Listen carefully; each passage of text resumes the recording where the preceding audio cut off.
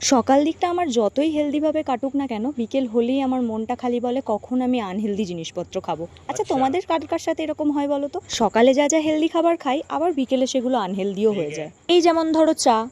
চা খাওয়া শরীরের জন্য ভীষণ পরিমাণে খারাপ, সেটা আমি নিজেও জানি। কিন্তু अच्छा। ওই যে নেশা, আমি এটা একদমই ছাড়তে পারবো না। মানে আমি আমার জীবন থেকে মানুষ বাদ দিয়ে দিতে পারি, তবে চা ইম্পসিবল। সকালবেলা তো একবার চা আমি খেয়ে অফিসে যাই, তারপর আবার অফিস থেকে বাড়ি এসেও চা খাই।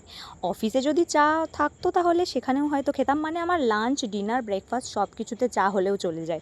আজ অফিসে ঢুকতেই দেখি দুটো আম পড়েছে, তো সেই আম দুটো আমি আজকে নিয়ে চলে এসেছিলাম বাড়িতে। তারপরে দুপুরবেলায় খাওয়া দাওয়া করে নিলাম, কাজবাজ কমপ্লিট করে। দেন আমার ছাদে ঘোরা একটা অভ্যেস হয়ে গেছে, সেখানেই একটু হেঁটে বেড়াচ্ছিলাম। তারপরেই বাড়ি আসার সময় সমু আজকে আমাকে একটু ঝালমুড়ি খাইয়েছিল। ঝালমুড়িটা নিয়েই আমরা দুজন চলে যাই একটু চা খেতে। দুজন মিলে রোজ এটা অভ্যেস হয়ে গেছে চা খাওয়া। তারপর বাড়ি এসেই একটু স্কিন কেয়ার করতে বসেছিলাম, মানে আর কি ফ্রেশ হতে বসেছিলাম।